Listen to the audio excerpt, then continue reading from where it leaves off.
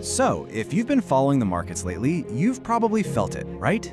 That nagging anxiety as stocks that only seem to go up, well, now they only seem to go down. The old rules feel like they're totally broken. So what are you supposed to do when everything feels this uncertain? You know, this quote from way back in 1968 just nails that feeling perfectly. It's such a powerful reminder that the confusion we're all feeling right now, it's not new. This is just what history feels like when you're in the thick of it. The goal, then, isn't to wish all the chaos would just go away. It's to figure out how to navigate it. So look, if you're feeling a bit lost right now, I get it. You are definitely not alone. The simple buy the dip strategies that seem totally foolproof for years are suddenly not working. But what if there was a way to find some real clarity in all this chaos? That's exactly what we're going to dig into today, using the timeless wisdom of legendary analyst Harry Schultz to build a new framework. All right, first things first, we've got to talk about a fundamental shift in your mindset. This isn't about finding some new trick or a magic indicator. Nope, this is about adopting a whole new philosophy for seeing the market clearly, especially when it's heading south. And here's the absolute key. The goal isn't to be a permanent bull or a permanent bear. Think about it.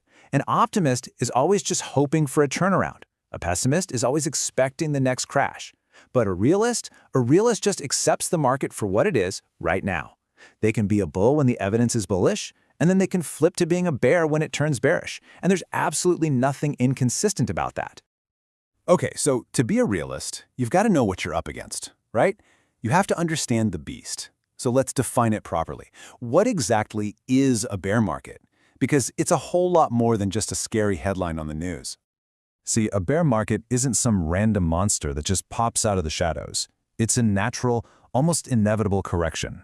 As the definition says, it's the market's way of dealing with that excessive public enthusiasm. You know, when everyone gets a little too excited and pushes prices way, way beyond their real value. It's just part of the cycle. And here's what's really fascinating. Not all bear markets are the same, not even close. Schultz breaks them down into 3 types. You've got your baby bears, which are really just quick little corrections.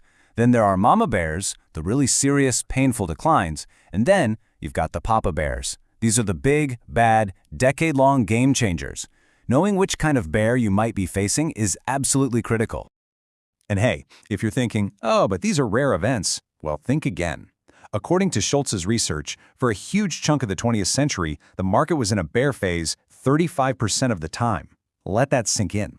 That's more than a third of all trading days. That one stat alone proves that learning to survive these downturns isn't just a good idea, it's essential.